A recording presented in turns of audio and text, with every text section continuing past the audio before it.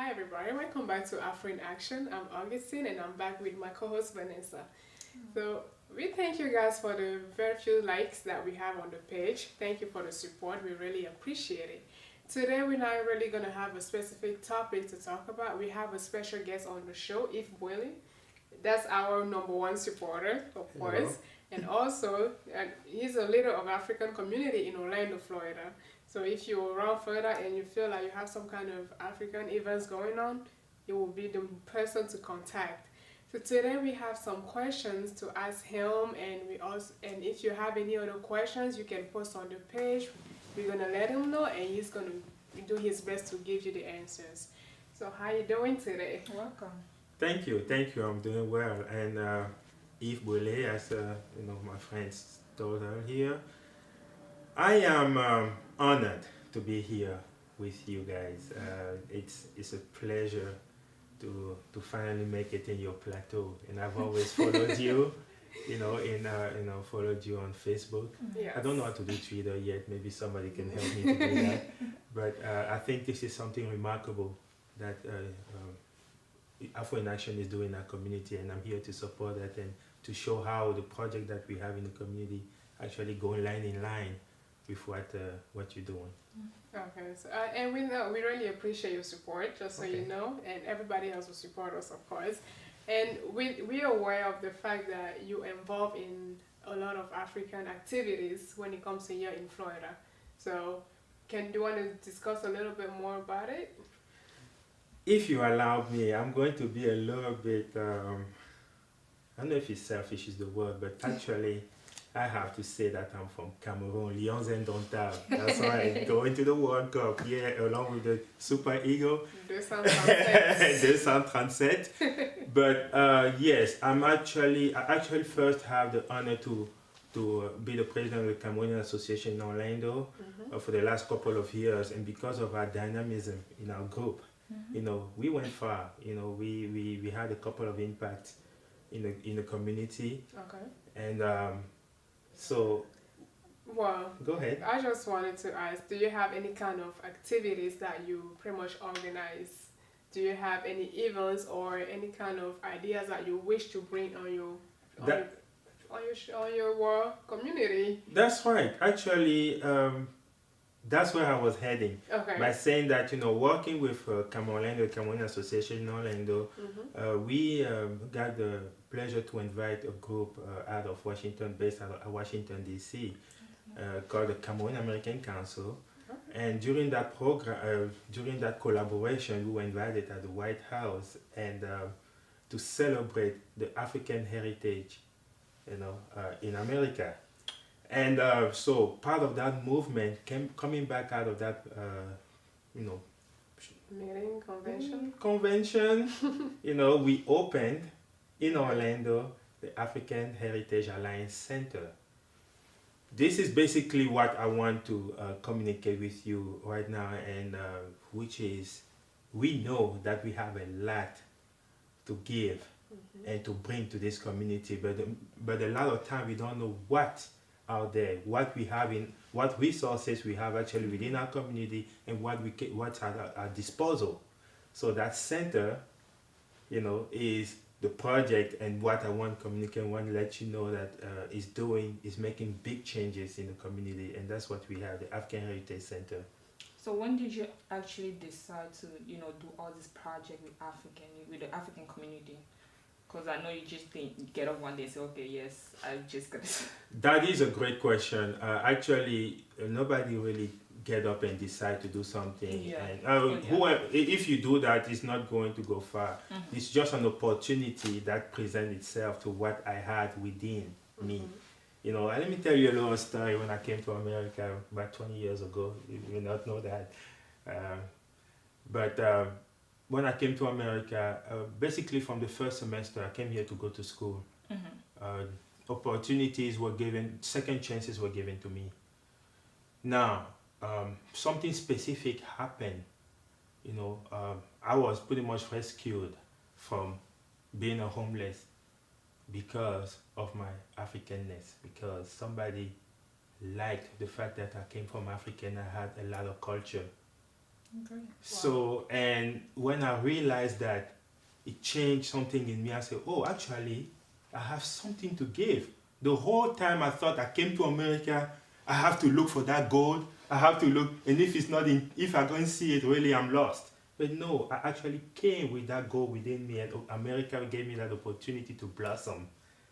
Oh, that's great. That was the opportunity. That is basically when we went to, to the White House. They told us that, wait a minute, we are celebrating you today because Africa have done a lot to this country, okay, including giving them a president, and so you have a lot to provide.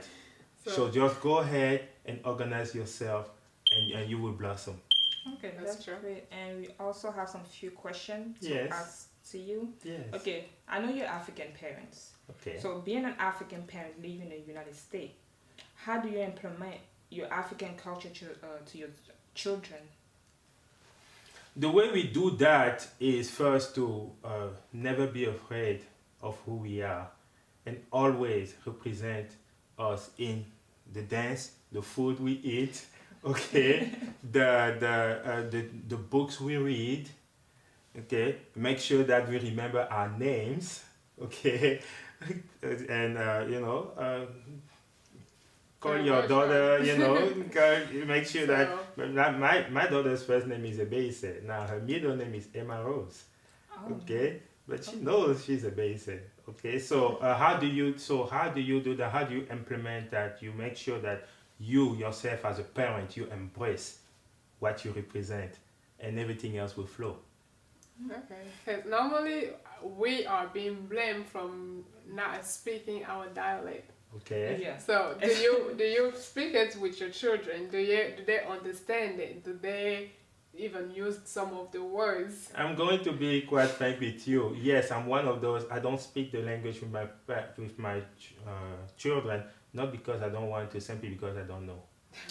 Oh, So Okay. we're not the I'm not the only only one. You're not the Thank you. Very good. Okay, we are not the only one, but a lot of us do. And the reason again we have that center is because we want to be able to teach languages. We want to be able to tell stories, from where we came from. Okay, and so it's a lacune in French. Yeah. It's an issue that is very grave in our community. Yes, I don't speak it. In fact, what I speak with my children is French, the other culture that I brought out of Africa, beside English, but they know few words that that I know of. But Sure. yes, what we need. You're right. That's a great question. We need to embrace who we are, and that's how you implement your value to your to your children. And talking about the community, so Yes. now we just talk about children, it's still more like the younger one and stuff, but let's talk about people like us. Okay. So when we talk about community, young Africans out there, I have like, everybody knows the story of Photo Victor. Okay. Like, he saw this and that to become who he is today, Mhm. which I'm pretty sure many Africans, those rich Africans out there, they also have stories. Mhm. But why is it that they don't go out there, tell their stories to people like us, so we can probably follow them? We can probably follow the footsteps that they took. They can show us a good example. Because we always being blamed of things that we don't do. Okay. But if you don't show us the way to go about it, how do you expect us to actually grow? Well, that's wow. You have wonderful questions. I can answer that by saying that they always encourage at church to give testimonies. If you don't know what God have done in your life, how you expect others to have the faith. So yes, you have to tell your story. Now, talking about Photo Victor, I just read about his daughter, calling herself and saying she's the Beyonce of Africa today, and bring herself out there, using the opportunity that she had to push herself, her artistic self. Now, this is, of course, why not encourage her? Why not encourage her in the art that she wants? In her path. Does she have to be a businessman or woman like her father? No, not necessarily. The whole point here is back to your point is making sure that you encourage your children or the people in your community for what they have, for what they are, and now let each one tell their story. We cannot all have the same story, okay? Yeah. But True. but there is a pattern, and there's a pattern which is make sure that you know who you are, make sure that you stay true to yourself, but use the community around you because we are social beings. We are human beings and social beings. We are not animals. So it's not by chance that God put us in a particular community. So cherish that community, help that community to go, and in turn, you will be, you will get to your destination and effectively.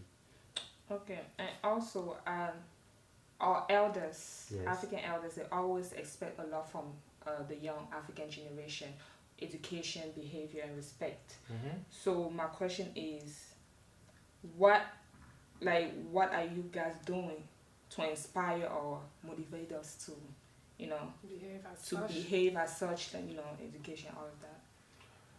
I just take an example in myself. The reason I'm at this show is simply because, you're doing something that I could not do, but yet that I recognize should be done. And I encourage everyone out there, who wants to bring the best out of African or out of our community doing the same. So what do? We just have to be there for you. Okay, we just have to. I don't have to do it and say do like me, but I have to open the door for you so that you can do the same. I mean, we have one of the top players from Cameroon, Samuel Eto'o. Okay, you knew that was gonna come out. Okay, but yet what do? I mean, we don't even have a decent league in Cameroon. We don't even have a decent. He has to go to Gabon to open, a football academy, a decent football academy, of a world-class football academy. But why not at home? So it's just something I want to put out there and say you have to recognize the talent in your community, in your youth, and give them the chance to blossom and practice it. You don't have to do it for them, and you don't have to feel bad if you cannot do it and that they're doing it. Okay. So I mean, I don't know if I. the thing about it, so I guess I'm probably one of a few people who would think that he's really not such a good player after all. He just have a lot of Cameroonian attitude on his back. Because all Okay. Cameroonian are like that. Mhm. As soon as they have something on little, they tend to do whatever they are and they go like this. Right. So that's my opinion pertaining to Eto'o face. And when it comes to him being the player that he is today, literally, all Cameroonians were behind that guy. Yes. They supported him. But what did he do in return for Cameroonian? I have yet to actually know that, this is what he's done. He's like the #1 soccer player in the world right now. Mm-hmm. What is he doing home?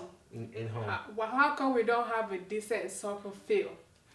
How come every time Cameroon is losing a game home, the light goes off? Okay. How come there's just a lot of stuff that I'm not a fan of him at all. So you have to, of course, again, you have to take it. You have to take it in the right context. He's a player on the field, and that's where he operates. okay. Okay. Now, he has a talent. He has a talent that has been recognized out there. If you want, and now you are away from Cameroon. You know that if you are not effective, they are not going to recognize you.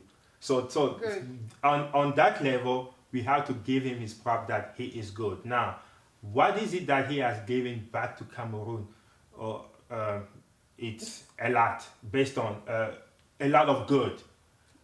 The point here is, if he's on the field, he does his work on the field. He cannot do his work out of the field. That is somebody else's. No. So that's work. how he's giving I'm it to not- everyone? No. How he's- No, again, I just mentioned, you know about two of his.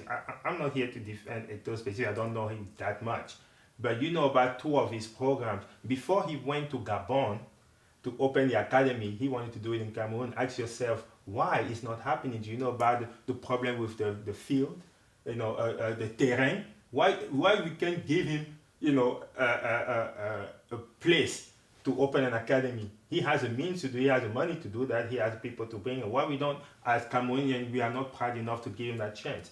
Now you know about the telecom, the telecom program company that he opened in Cameroon. All everybody, anybody. What I'm saying is, even people that he's employing to work with, lui mettre des bâtons dans les roues. But what I'm saying here is, I want to be specific here. What Eto is going through is what a lot of us are going through. We are good, and it's our own people that are the first to blame us, and you don't even see what they themselves are doing.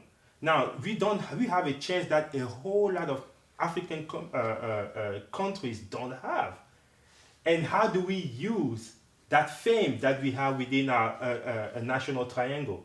It's to us, it's to us to see. Basically, I've always thought about, I wish I could come up with a bande dessinée, something to.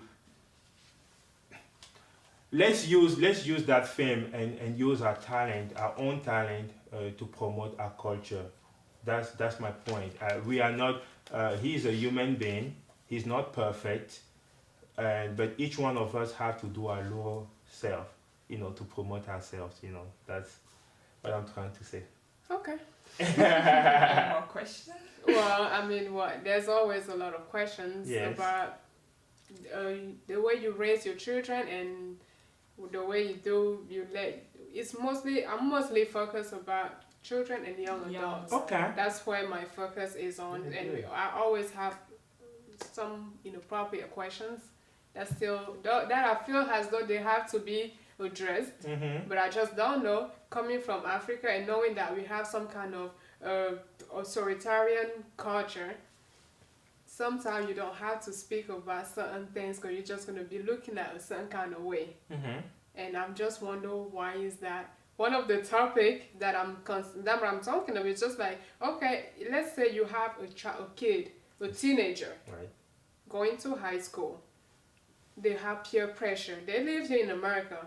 So at home, you're going to be the strict parent. You're going to be that parent who don't talk about certain topic. But when they go to school, they hear it from their friends. They're going to hear it from the American or whichever kind of friends that they have. Yes. How are you going to deal with those two issues together? Okay, I'm going to talk as a parent. Okay.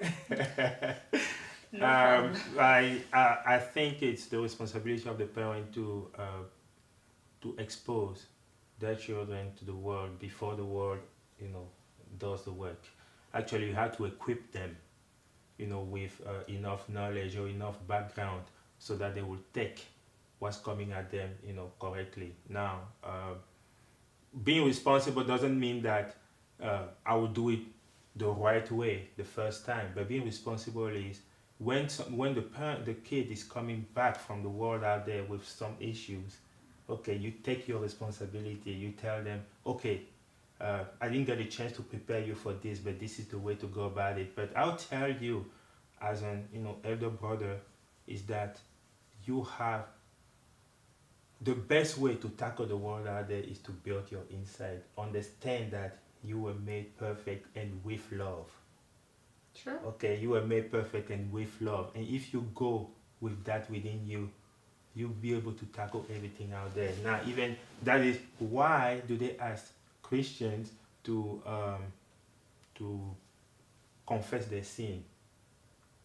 Right? I mean, you've already saved, right? So why do you confess your sin? I'm coming back. This is very important to the way us Africans we raise our children from our culture, our traditions. Yeah, very strict. We are strict, correct, because we expect the best out of you. Yet, when you make a mistake, you have to be strict enough. You have to be the first to correct yourself so that the world will not, will not tramp down on you. So that's what I was trying to say. You have to understand that you have limits, but you are made out of love, and the best way to go about is to always be the bigger person. Understand that you are out there, you're experiencing life, but you have something to give to the world. You complement other people out there. Okay, so that's what, as a parent, I would teach my my children, and when I look at what my parents instilled in me, I know that it's the love that they gave me and the fact that they believed in my abilities that made me move forward. So now you are today. Well, I hope that yes. Okay, I think that's gonna be enough for the show today. I only have one current event, and they're coming out with a law in Cameroon that for all Cameroonian females, if you wear short dress, skirt, or shorts, also ripped pants, you will get arrested 2 years in prison and also being fined $5,000. About time. So that's one of the law I guess they just came up with in January. But yeah, I think it's ridiculous. I don't really think it's. I think we have more problem in Cameroon to come up with the law of what a female should be wearing. But that's one of the current events that came up today. So I don't know if you have any.